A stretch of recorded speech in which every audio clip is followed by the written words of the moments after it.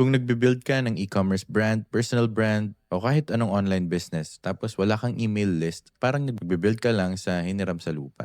Pabago-bago ang algorithms, tumataas ang ad costs, pabago-bago rin yung organic reach. Pero yung newsletter mo, sa'yo lang talaga yan. Sup guys, ako nga pala si Kyle. Sa video na to, ipapakita ko sa inyo step by step kung paano mag-grow ng newsletter gamit ang Beehive from your website. Kasama na yung sign-up forms, landing pages, at yung basic system na kailangan mo para tuloy-tuloy kang makakuha ng subscribers. Pagkatapos ng video na to, meron ka ng fully working na newsletter setup at malinaw na strategy kung paano gawing subscribers yung mga website visitors mo. Tara, simulan na natin. Bago tayo mag-setup, usap muna tayo saglit about strategy. Yung newsletter mo nagbibigay sa'yo ng direct access sa audience mo, stable na source ng traffic, way para kumita, at protection sa pabago-bagong platforms. Kapag may nag-subscribe sa newsletter mo, binigyan ka nila ng permission na kausapin sila directly. Malakas yun. Imbes na umaasa kang bumalik sila sa website mo, pwede mo silang ibalik anytime. Kung wala ka pang account, pwede mo i-click yung link sa baba para gumawa. May 20% off ka pa sa first 3 months mo gamit yung link na yan. Sa pagpili ng pangalan ng publication mo, pag-isipan mong mabuti. Pwede yung brand name mo, store name mo, or niche-based na newsletter. Halimbawa, Ecom Growth Weekly, The Creator Commerce Letter, or Wellness Simplified. Pagkapasok mo sa dashboard mo, makikita mo yung overview ng publication mo. Bago ka mag-add ng forms, iset up mo muna yung publication name, sender email address at logo mo. Para gawin to, punta ka sa settings sa left side, tapos makikita mo yung general info at emails. Sa general info, makikita mo yung publication name mo. Pwede ka rin maglagay ng one-line description pati yung logo mo. May iba pang settings dyan na pwede mong galawin. Pag pumunta ka naman sa email sa left side, pwede mong iset yung sender name, reply to address, at email footer details. Pwede ka rin mag-add ng addresses at preset emails. Siguraduhin mo lang na verified yung sender email mo para mas okay yung deliverability. Ngayon, gawin na natin yung actual na papasukan ng subscribers mo. Sa Beehive, punta ka ulit sa left side, piliin mo yung audience, tapos scroll ka pababa hanggang makita mo yung subscribe forms. Then click mo yung create new form. Simplehan mo lang, lagyan mo ng email at first name. Tapos bigyan mo ng title at subtitle yung form mo. Dapat benefit driven, so imbes na join my newsletter, pwede mong gawing get weekly e-commerce growth tactics in 5 minutes or less. Mas specific, mas mataas yung chance mag-convert. Mag-add ka rin ng short na subheadline na mag-explain kung ano yung matatanggap nila, gaano kadalas at bakit importante. Keep it clean and simple lang.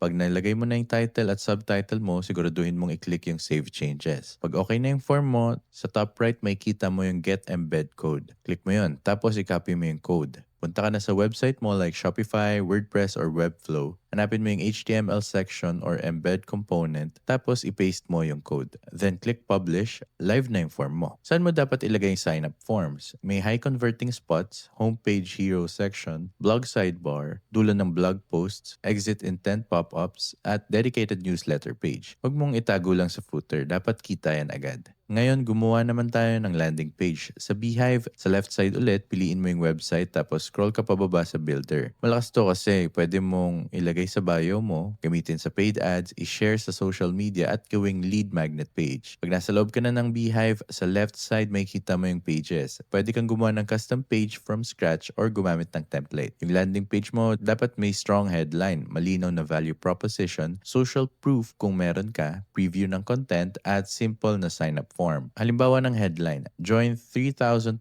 founders getting weekly e-commerce growth insights. Pwede ka ring maglagay ng screenshot ng past newsletter mo. Bullet points kung ano yung matututunan nila at testimonials kung meron ka. Tandaan mo, clarity converts. Ngayon, pag may nag-subscribe na, anong mangyayari? Sa left side, piliin mo yung audience. Tapos scroll down pababa hanggang automations. Pag nandun ka na, click mo yung create automation. Then sa drop down, piliin mo yung template library. Hanapin mo yung welcome email. Pag nakita mo na yung welcome email, click mo yung 3 dots tapos piliin mo yung use template. Makikita mo na ngayon yung workflow mo. Scroll ka pababa, hanapin mo yung send email, tapos click mo yung edit email. Dito mo na pwedeng i-edit yung email mo. Yung welcome email mo, dapat mag-thank you sa kanila. I-remind kung ano yung matatanggap nila, mag-set ng expectations, magbigay ng link sa mga sikat mong past content, at i-encourage silang i-whitelist yung email mo. Example structure. Subject, welcome, here's what to expect. Sa body naman, lagay mo yung short intro, ano yung ipapadala mo, links sa 2 to 3 best issues mo, at call to action. Like mag-reply sila or i-follow ka sa socials. Nakatulong to para magkaroon ka agad ng engagement. Optional to, pero sobrang powerful. Yung pag-offer ng lead magnet, kung gusto mong mas mabilis yung growth, magbigay ka ng incentive. Halimbawa, free PDF guide, checklist, template, swipe file,